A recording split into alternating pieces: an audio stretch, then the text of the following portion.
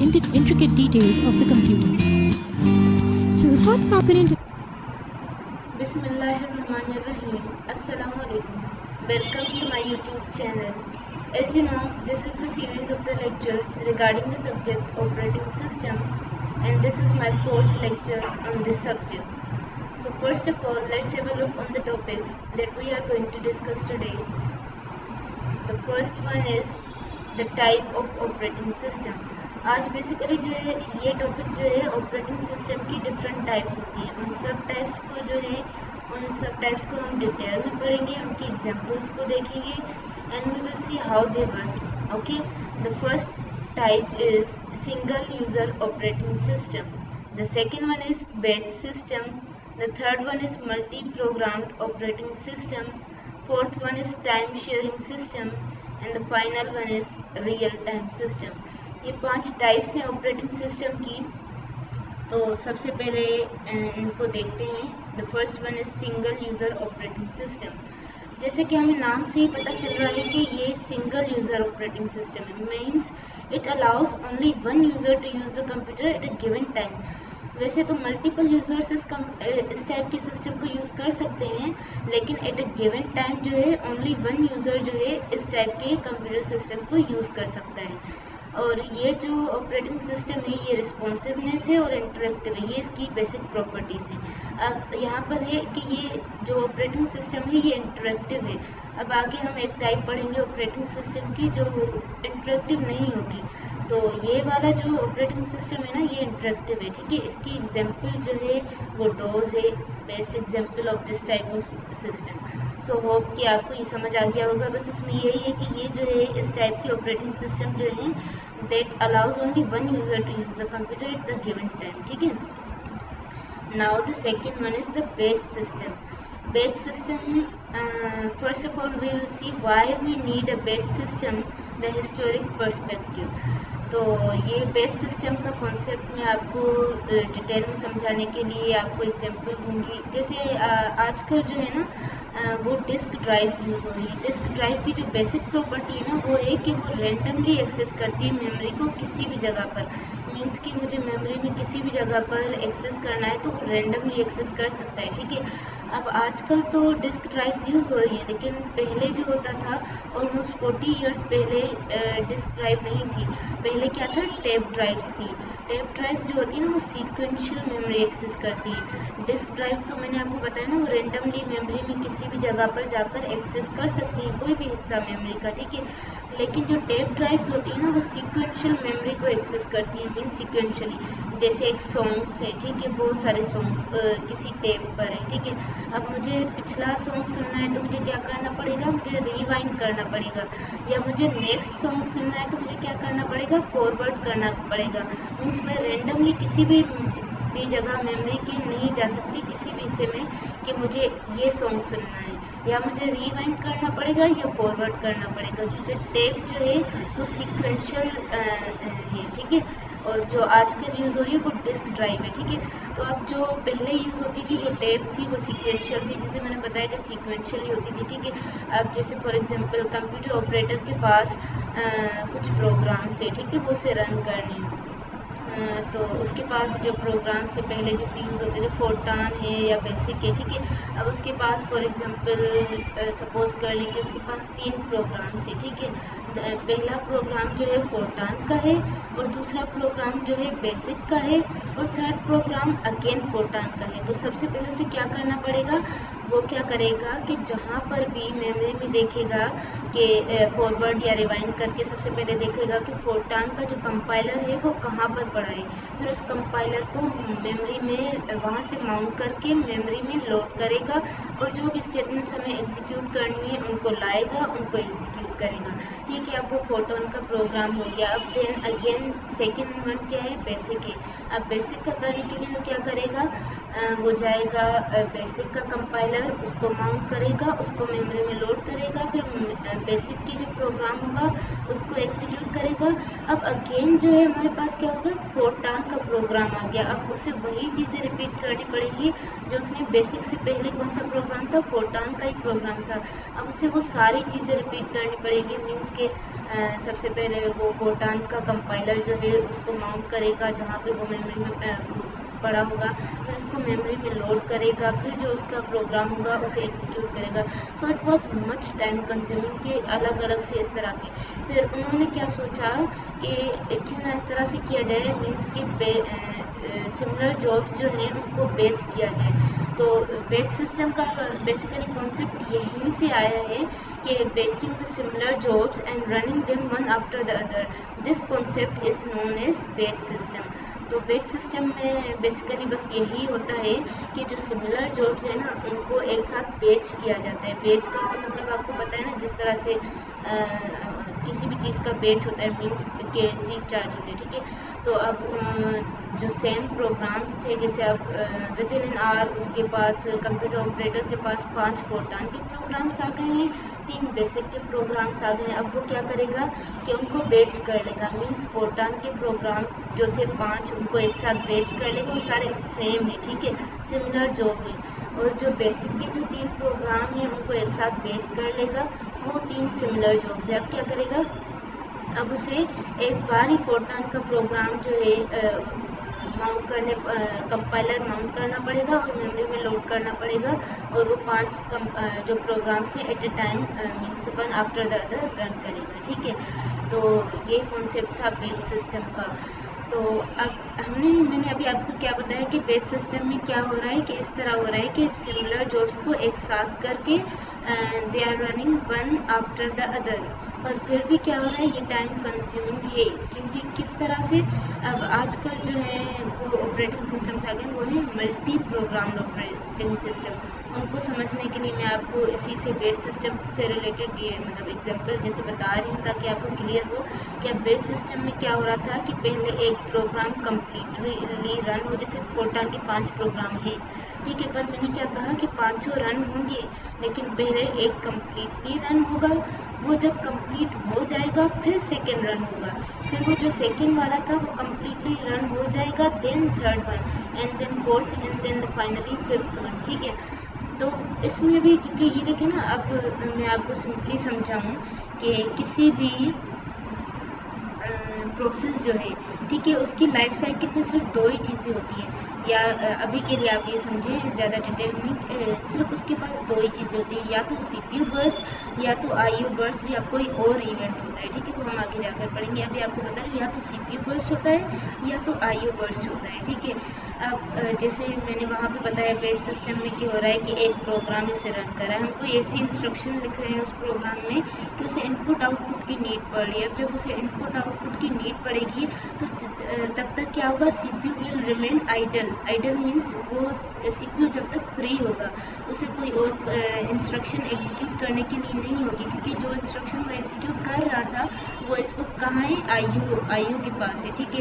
तो इस तरह से क्या हो रहा था कि वो टाइम कंज्यूमिंग क्या आया हमारे पास, मल्टी प्रोग्रामिंग ऑपरेटिंग सिस्टम। इसमें आप देख लें, सबसे पहले मेमोरी का स्ट्रक्चर। मेमोरी में जो है यहाँ पर या तो ऑपरेटिंग सिस्टम होता है इस हिस्से में, बाकी जो है जॉब्स होती हैं, job 1, job 2 and job and तक, ठीक है। तो ऑपरेटिंग सिस्टम में ये एक हिस्सा होता है ऑपरेटिंग सिस्टम का जिसे हम कहते हैं कर्नल, ठीक है। वो हिस्सा जो कर्नल होता है ना, that always resides in the memory, जो बेसिक काम करता है, असल काम ऑपरेटिंग सिस्टम का वही कर्नल करता है, और वो मेमोरी में हमेशा लोड हुआ होता है, ठीक है।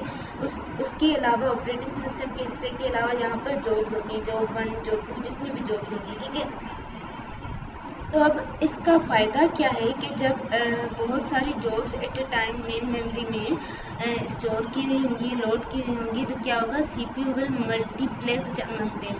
CPU क्या करेगा, जैसे मैं आपको याद है लास्ट वीडियो में मैंने आपको बताया था मल्टी प्रोग्रामिंग का जो हमने कॉन्सेप्ट पढ़ा था, उसमें क्या हो रहा था कि क्योंकि मल्टी प्रोग्रामिंग थी, मीन्स जो थी जॉब्स जो थी वर मल्टीप्लेक्स्ड, जो CPU था is multiplexed among them, means CPU सबको थोड़ा थोड़ा दिया जा रहा था। तो बेसिकली यहाँ पर भी वही कॉन्सेप्ट मल्टी प्रोग्रामिंग सिस्टम है, ठीक है। तो मैं आपको बता रही हूँ कि ज़्यादा क्लियर, ठीक है। अब फॉर एग्जाम्पल ले लें मल्टी प्रोग्राम समझने के लिए सबसे पहले हम नॉन मल्टी प्रोग्राम देखते हैं, फिर मल्टी प्रोग्राम देखेंगे, फिर आपको डिफरेंस पता चल जाएगा, ठीक है। अब सबसे पहले नॉन मल्टी प्रोग्राम के लिए हम देख रहे हैं कि यहाँ पर P1 है और यहाँ पर P2 है, प्रोसेस 2, ठीक है। अब हमें पता है कि एक प्रोसेस की लाइफ साइकिल क्या होगी, या तो CPU बर्स्ट होता है या तो IO बर्स्ट होता है। IO बर्स्ट हमने वाइट लाइन से शो किया है और CPU बर्स्ट जो है येलो लाइन से। अब P1 जो है एग्जीक्यूट हो रहा है, ठीक है। ये नॉन मल्टी प्रोग्राम सिस्टम है, याद करें, ठीक है। तो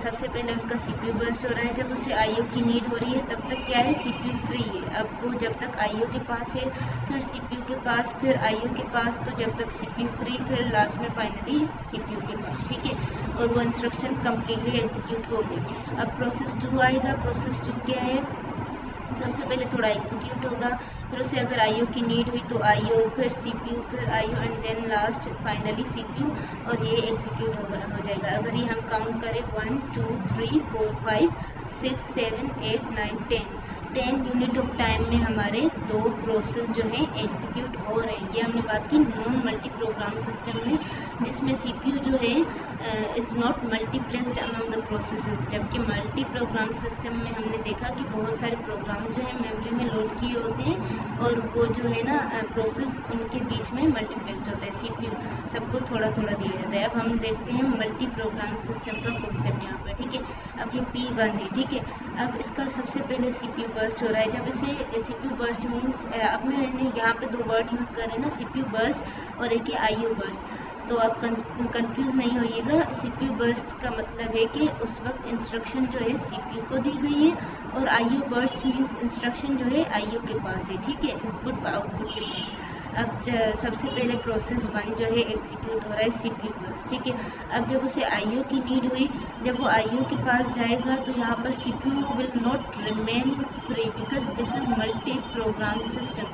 तो CPU क्या है, किसको दे दिया जाएगा, यहाँ पर एरो शो हो रहा है इसकी तरफ, P2 की तरफ, मीन CPU इसको दे दिया गया है। जब तक CPU जो है P2 को थोड़ा सा एग्जीक्यूट कर लेगा और वहाँ से प्रोसेस 1 जो है वो अपना IO कंप्लीट कर लेगा। जब उसका IO कंप्लीट हो जाएगा, यहाँ से प्रोसेस 2 का थोड़ी सी एग्जीक्यूट हो जाएगा, इससे फिर IO की नीड पड़ जाएगी, ठीक है। फिर प्रोसेस 1 का जो है IO कंप्लीट हुआ, उसको CPU दे दिया गया, और IO जो है प्रोसेस 2 को दे दिया गया। इस तरह से ये करके दोनों प्रोसेसेस अगर हम देखें 1 2 3 4 5 6 मीन 6 यूनिट ऑफ टाइम में हमारे 2 प्रोसेसेस एग्जीक्यूट हुए।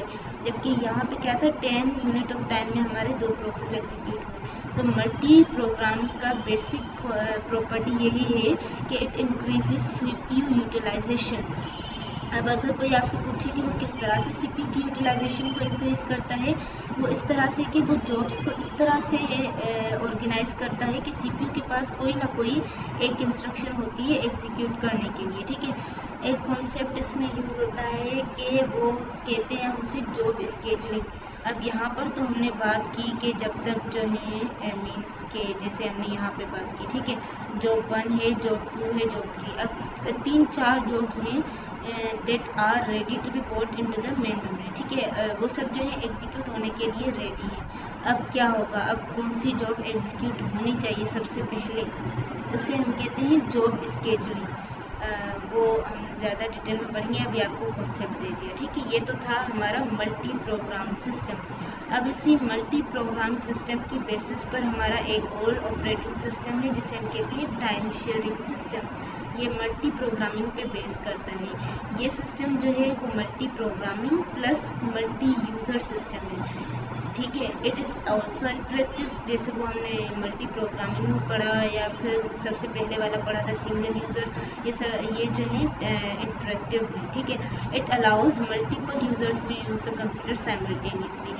ये क्या करता है, CPU स्केजुलिंग और मल्टी प्रोग्रामिंग को यूज़ करता है कि हर यूज़र को जो है अपना हिस्सा मिले, मीन्स हर यूज़र के जो है प्रोग्राम जो है सबके एग्जीक्यूट हो जाए, ठीक है।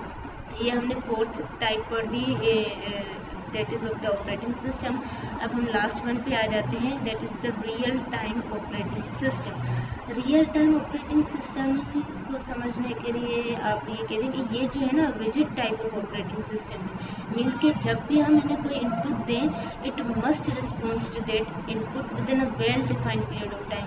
अगर उसने उस पीरियड ऑफ टाइम में हमें रिस्पॉन्ड नहीं किया ना, तो वो हमारे ऑपरेटिंग सिस्टम जो है रियल टाइम ऑपरेटिंग सिस्टम वो यूजलेस है, किसी काम के नहीं है। ठीक है, इसमें दो टाइप्स आ जाती हैं हमारी, एक होता है हार्ड रियल टाइम सिस्टम, एक होता है सॉफ्ट रियल टाइम सिस्टम। जैसे कि हम नाम से ही पता चल रहा है कि अब हार्ड रियल टाइम सिस्टम इस तरह से होते हैं कि अब हम जब उन्हें इनपुट दें तो वो with in a well defined period of time उन्हें आउटपुट जो है मस्ट देना चाहिए, वरना जो है कोई नुकसान हो सकता है, जैसे हम एग्जाम्पल्स में देखेंगे। और सॉफ्ट रियल टाइम सिस्टम, इसको भी with in a well defined period of time देना चाहिए आउटपुट, अगर नहीं भी देता तो कोई इतना बड़ा इशू नहीं है। जैसे हम एग्जाम्पल में देखते हैं, अब यहाँ पर है जैसे एक लिखा हुआ है वेंटिलेटर्स। अब या ventilators is an example of hard real time system. जैसे मैं आपको बताया ना, हार्ड रियल टाइम सिस्टम में ज़रूरी होता है कि हम जब उसे इनपुट दें तो उसे ज़रूर भी आउटपुट देना चाहिए। जैसे वेंटिलेटर्स में क्या होता है कि जब पेशेंट को ऑक्सीजन की सप्लाई किस वक्त किस क्वांटिटी में चाहिए तो उस हिसाब से उसे देनी चाहिए। अगर उसने नहीं दी तो पेशेंट की डेथ हो सकती है। Means this is the type of hard real time system. Okay, और दूसरे एग्जांपल्स में है medical imaging system, industrial control system, aeroplane landing system, virtual reality, multimedia systems. या इंडस्ट्रियल कंट्रोल सिस्टम में भी आप एग्जांपल ले लें, जैसे होता है ना कि कोई भी ऐसा डेंजरस केमिकल है, ठीक है, वो उसकी क्वांटिटी बढ़ गई है किसी भी उसमें, ठीक है, तो अब उसे उसी वक्त रिस्पॉन्ड करना चाहिए। अगर उसने रिस्पॉन्ड नहीं किया उस सिस्टम ने तो वहाँ पे भी नुकसान हो सकता है। ठीक है, तो हमने आज बेसिकली क्या पढ़ा, ऑपरेटिंग सिस्टम की टाइप्स को डिटेल में पढ़ा। सबसे पहले हमने टोटल 5 टाइप्स है ऑपरेटिंग सिस्टम की। जो फर्स्ट वन था that is the single user operating system. Single user operating system में यही था कि only one user is allowed to use such type of operating system. The second one was batch system in which the concept of batching the similar jobs and running them one after the other, that was the batch system. And the third one was multi-program system. Multi-program system increases the CPU utilization. How it increases CPU utilization? I told you कि वो किस तरह से CPU जो है multiplex होता है among the jobs, different jobs. जब एक एग्जीक्यूट होती है तो वो उसे IO की नीड होती है तो वो दूसरे के पास चला जाता है, दूसरा एग्जीक्यूट करता है, इस तरह से that is that increases CPU utilization. फिर हमने फोर्थ वन पढ़ा time sharing system, that was multi user and multi programming also interactive type of operating system. फिर हमने पढ़ा लास्ट में जो है हमारा था रियल टाइम सिस्टम, जिसकी दो टाइप्स थी, hard and soft. It must respond with in a well defined period of time. इसकी हमने सबकी एग्जाम्पल्स भी देखी। होप्सो कि आपको आज की ये सब टाइप्स समझ आ गई होंगी। नेक्स्ट लेक्चर में हम लोग बहुत ही इम्पोर्टेंट टॉपिक जो है इंटरप्ट और ब्रेक वो हम पढ़ेंगे इंशाल्लाह। टिल दैट अल्लाह हाफ़िज़।